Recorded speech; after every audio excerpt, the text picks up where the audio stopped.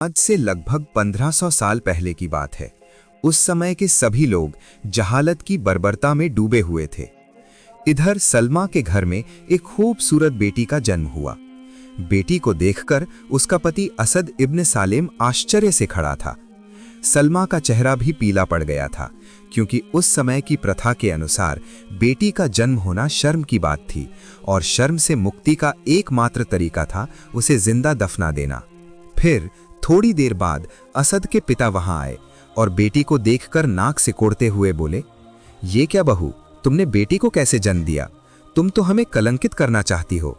मैंने अपनी दोनों बेटियों को अपने हाथों से जिंदा दफनाया था, फिर भी मैंने अपने वंश की इज्जत खराब नहीं होने दी। अब तुम्हारी बारी है, तुम भी इस बच्चे को लोगों को पता चलने से पहले दफना दो।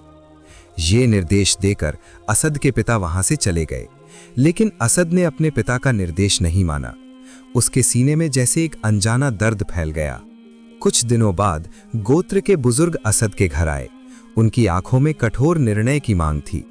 तब एक बुजुर्ग ने कहा, असद, तुम हमारे बहुत प्यारे बेटे हो, हम हमेशा तुम्हारा भला चाहते हैं। तुम्हारे घर में बेटी का जन्म हुआ है, इससे तुम्हारी और हमारे पूरे वंश की बदनामी होगी, इसलिए इस समय तुम्हें अपनी इज्जत बचाना चाहिए। ये सुनकर असद का गला सूख गया, इसलिए उसने टूटी हुई आवाज में कहा, मैं आपकी बात समझ गया हूं, लेकिन पता नहीं क्यों मेरा मन इस काम के लिए तैयार नहीं हो रहा है। मैं अपने बच्चे को अपने हाथों से जिंदा कैसे दफनाऊंगा? तभी असद का छोटा भाई हमद बोल उठा, भाई, क्या हम एक बेटी के लिए अल्लाह का कहर बुलाना चाहते हैं? अगर दूसरे गोत्र के लोगों को पता चला तो वे हम पर हंसेंगे। तुम ये क्यों नहीं समझना चाहते हो?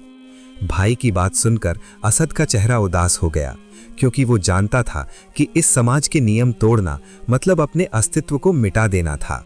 इसके बाद एक रात अंधेरे में असद अपनी नवजात बेटी को गोद में लेकर रेगिस्तान में चलने लगा और एक पसंदीदा जगह पर जाकर बच्ची को जमीन पर रखकर गड्ढा खोदना शुरू किया। चारों ओर कोई आवाज नहीं थी, बस हल्की हवा चल रही थी। गड्ढा खोदने के बाद जब असद ने बच्ची की ओर देखा तो उसके अंदर एक मरोड़ उठ गई। उसे लग रहा था कि बच्ची उसकी आंखों की भाषा में कह रही है, पिताजी, लोग अपनी बेटियों के साथ जो करते हैं, क्या आप भी मेरे साथ वैसा ही करेंगे? क्या मैंने आपसे कहा था कि मुझे दुनिया का चेहरा दिखाओ, और जब जन्म दिया है तो विदा क्यों कर रहे हो? तब असद के सीने में एक तरह की घुटन महसूस हो रही थी, लेकिन क्या करता, उसके चारों ओर की अंधेरी वास्तविकता को बदला नहीं जा सकता था। समाज की नजरों में उसके गोत्र और पूर्वजों की इज्जत खराब नहीं थी जा सकती थी। तभी उसके पीछे खड़ा हमद चिड़चिड़ी आवाज में बोला, अरे देर क्यों कर रहे हो भाई? ये एक सामान्य बात है। क्या तुम लड़की पैदा करके नर्म हो गए हो या क्या? तुम भूलोगे नहीं कि तुम एक पुरुष हो, और पुरुष कभी भावनाओं के आगे हार नहीं मान सकता। इस बात पर असद को अपने बचपन की याद आ गई, जब उसके पिता ने उसकी बड़ी बहन को रेगिस्तान की रेत में दफना दिया था।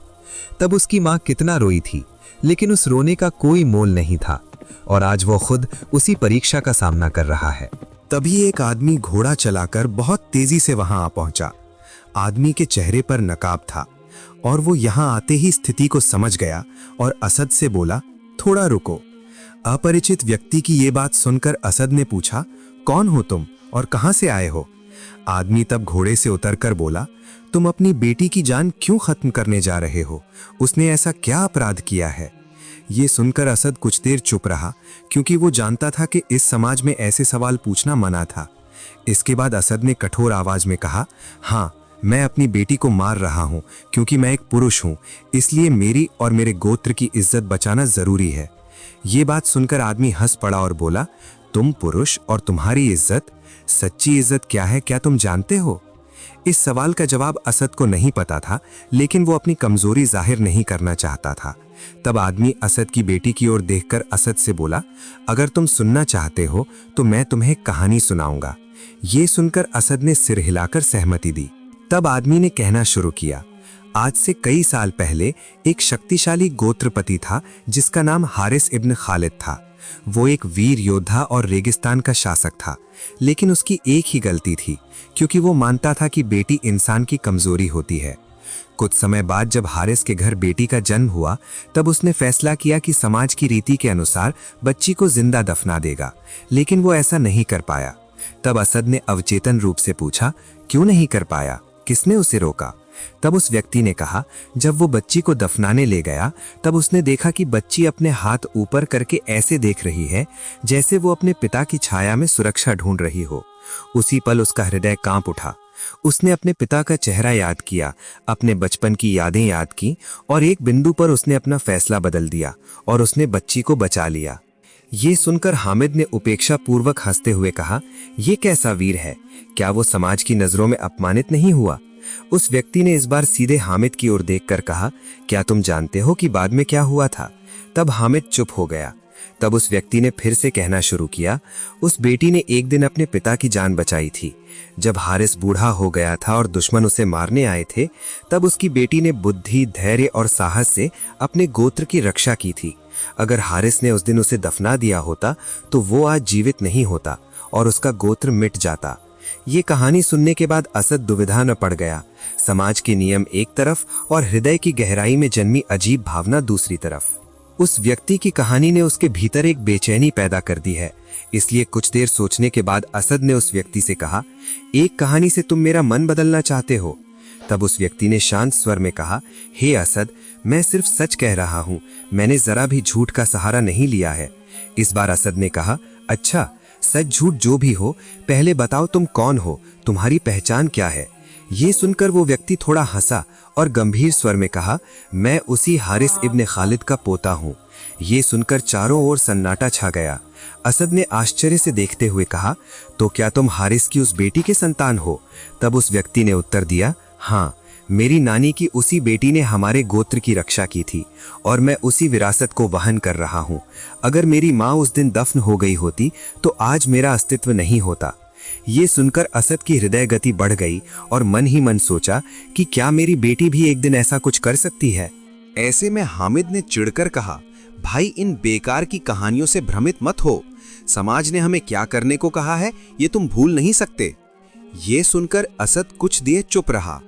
फिर उसने धीरे धीरे अपनी बेटी को गोद में लेकर कहा, शायद समाज के नियम ही ठीक हैं, और नहीं तो? तब उस व्यक्ति ने पूछा, और नहीं तो क्या? असद तब अपनी छोटी बेटी के चेहरे की ओर देखा। उसके हृदय की गहराई से एक तीव्र स्नेह की धारा निकली। फिर असद ने वीर की तरह कहा, और नहीं तो, समय आ गया है समाज के नियम बदलने का। ये सुनकर हामिद की आंखें फटी रह गईं। उसने हैरान स्वर में कहा, तुमने क्या कहा भाई? समाज के नियम बदलने की बात कह रहे हो? असद तब चुप रहा, कोई उत्तर नहीं दिया उसने। तब हामिद ने फिर कहा, क्या तुम पागल हो गए हो? हमारा गोत्र इस नियम को सदियों से मानता है। अगर तुम बेटी को बचाते हो तो सब हमें कमजोर समझेंगे, तुम्हारा सम्मान नहीं रहेगा, हमारे परिवार का सम्मान भी नहीं रहेगा। असद ने इस बार उस व्यक्ति की ओर देखकर कहा, तुम क्या सोचते हो कि मैं इस रास्ते को अपनाकर बच पाऊंगा? ये सुनकर वो व्यक्ति हंसा और कहा, अगर कोई पहला कदम नहीं बढ़ाता तो परिवर्तन कभी नहीं आएगा। ये बात सुनकर असद के मन में एक अजीब शक्ति महसूस हुई। उसने गहरी सांस ली और बेटी को कसकर अपनी छाती से लगाकर कहा, हाँ, मैंने फैसला कर लिया है। मैं अपनी बेटी को बचाने के लिए जरूरत पड़ने पर पूरी दुनिया से लड़ूंगा। इसके बाद असद अपनी बेटी को लेकर घर वापस आ गया। पत्नी सलमा बेटी को जीवित पाकर खुशी से आत्मविभोर हो गई, लेकिन ये खुशी स्थायी नहीं रही। अगले दिन गोत्र के लोगों ने गुस्से में असद से कहा, असद, तुमने हमारे साथ विश्वासघात किया है। समाज के नियम तोड़ने का दुस्साहस तुमने कैसे दिखाया? इसके बाद एक बुजुर्ग ने असद की ओर देखकर कहा, तुम्हारे पिता ने अपने हाथों से अपनी बेटियों को दफनाया है। तुम्हारे पूर्वजों ने भी ऐसा ही किया है। क्या तुम खुद को उनसे बेहतर समझते हो? इस तरह गोत्र के लोग क्रोधित हो उठे। किसी ने कहा, ऐसा अपमान हम बर्दाश्त नहीं करेंगे। फिर किसी ने कहा, इस नरम हृदय के साथ तुम कैसे एक पुरुष हुए? एक बिंदु पर हमद ने उत्तेजित स्वर में कहा, तुम्हारे कारण ही गोत्र का मान सम्मान धूल में मिल गया है। हम अब तुम्हें अपने खून का नहीं मान सकते। भाई के मुंह से ऐसी बात सुनकर असद ने गहरी सांस ली। वो जानता था कि अगर वो इस समय टूट गया तो न केवल उसकी बेटी बल्कि उसकी अपनी जान भी खतरे में पड़ जाएगी। इसलिए उसने धीमी आवाज में कहा, मैंने विश्वासघात नहीं किया। मैंने केवल एक पिता के रूप में अपने बच्चे के प्रति अपना कर्तव्य निभाया है। क्या मेरी बेटी को इस दुनिया में जीने का अधिकार नहीं है? तब एक युवक ने धमकाते हुए कहा, असद, तुम या तो अपनी गलती स्वीकार करके समाज के नियमों का पालन करोगे या हमारे दंड का सामना करोगे। बुजुर्गों ने तब एक दूसरे की ओर देखा और अपना कठोर निर्णय बताते हुए कहा, हाँ, तुम्हारी एकमात्र सजा निर्वासन होगी। आज से तुम हमारे गोत्र के नहीं हो। ये सुनकर असद के सीने में तेज दर्द महसूस हुआ। वो जानता था कि निर्वासित होने का मतलब रेगिस्तान की क्रूरता को गले लगाना, भोजन, पानी, सुरक्षा सब कुछ से कट जाना है। तब सलमा ने रोते हुए कहा, नहीं, आप हमें कोई भी सजा दे सकते हैं, चाहे तो सब कुछ छीन सकते हैं, लेकिन कृपया हमें घर से बाहर न निकालें। अगर आप हमें घर से बाहर निकाल देंगे तो हम इस नासमझ बच्चे को लेकर कहाँ जाएंगे। सलमा की बात सुनकर गोत्र के सरदार ने कठोर स्वर में कहा, तुम जो भी कहो हम ये नहीं सुनेंगे। इस गोत्र में कमजोरों के लिए कोई जगह नहीं है। आज से असद इब्न सालिम हमारे गोत्र का कोई नहीं है। उसने अपनी बेटी को बचाकर हमारी परंपरा को अस्वीकार किया है, इसलिए हम उसे रेगिस्तान की रहमत पर छोड़ रहे हैं। तब सलमा फिर से रोते हुए अनुरोध करने लगी, हमारी बात एक बार सोचिए। अगर हमें सजा देनी है तो दीजिए, लेकिन हमारे बच्चे का क्या कसूर? उसका तो कोई अपराध नहीं है। लेकिन किसी ने उसकी बात पर ध्यान नहीं दिया। इसके बाद असद अपनी पत्नी सलमा और बेटी को लेकर रेगिस्तान में आगे बढ़ा। दिन की तेज धूप और रात की कड़ाके की ठंड उन्हें हर पल चुनौती दे रही थी। भोजन और पानी सीमित था, लेकिन उससे भी बड़ी समस्या थी दिशा निर्देश। कहाँ जाना है और किस दिशा में जाना है, कुछ भी समझ नहीं आ रहा था। 3 दिन बाद जब उनके पानी के बर्तन लगभग सूख गए थे, तब दूर से एक काफिला दिखाई दिया। असद तब तेजी से उनकी ओर बढ़ा। असद को देखकर काफिले के यात्री सावधान हो गए, लेकिन उनके नेता ने शांति से कहा, तुम कौन हो और इस रेगिस्तान के सीने में कहाँ जा रहे हो? तब असद ने थके हुए स्वर में कहा, मैं एक निर्वासित व्यक्ति हूँ। मेरे गोत्र के लोगों ने मुझे मेरे घर से निकाल दिया है, इसलिए मैं अपनी पत्नी और बेटी सहित नया आश्रय ढूंढ रहा हूँ। ये सुनकर उस व्यक्ति ने कुछ देर सोचा, फिर कहा, तुम्हारा नाम क्या है? उत्तर में असद ने कहा, मेरा नाम असद इब्न सालिम है। ये नाम सुनकर काफिले का नेता चौंक गया और हैरान दृष्टि से देखते हुए कहा, क्या तुम वही असद हो जिसने समाज के नियमों के खिलाफ जाकर अपनी बेटी की रक्षा की है? ये सुनकर असद चुप रहा, क्योंकि वो जानता था कि इस प्रश्न का उत्तर उसके भाग्य का निर्धारण करेगा। तब काफिले के नेता ने मुस्कुराते हुए कहा, अल्हम्दुलिल्लाह, तुम अत्यंत साहसी हो, तुम सच्चे एक पिता हो। हमारे नबी मोहम्मद सल्लल्लाहु अलैहि वसल्लम ने कहा है, बेटी बोझ नहीं बल्कि जन्नत का रास्ता है। माध्यम जो भी हो, तुमने उनकी बातों पर ध्यान नहीं दिया जो अज्ञानता के अंधेरे में डूबे हुए हैं। तुम हमारे साथी बनो। ये सुनकर असद चकित हुआ, क्योंकि ये पहली बार था कि किसी ने उसके निर्णय की प्रशंसा की। तब उसने पूछा, अच्छा भाई, आप लोग कौन हैं? क्या मैं आपकी पहचान जान सकता हूं? तब उस व्यक्ति ने कहा, हम मुस्लिम हैं, अल्लाह की एकता में विश्वास रखते हैं। हम ऐसा समाज बनाना चाहते हैं जहां लोग अपनी बेटी को शर्म नहीं मानेंगे बल्कि जिम्मेदारी मानेंगे। ये सुनकर असद ने मन ही मन सोचा, ये काफिला हमें केवल आश्रय नहीं बल्कि नया विश्वास और नई दिशा भी दे सकता है। इसके बाद उसने कहा, मैं तुम्हारा साथ चाहता हूं। मैं वो सत्य जानना चाहता हूं जो तुम अपने अंदर रखते हो। तब काफिले के नेता ने कहा, तो चलो हमारे नबी के पास चलो, सत्य का प्रकाश तुम्हारे लिए इंतजार कर रहा है। इसके बाद असद अपनी पत्नी और बच्चे सहित काफिले के साथ चलने लगा। तो प्रिय दर्शकों, ये था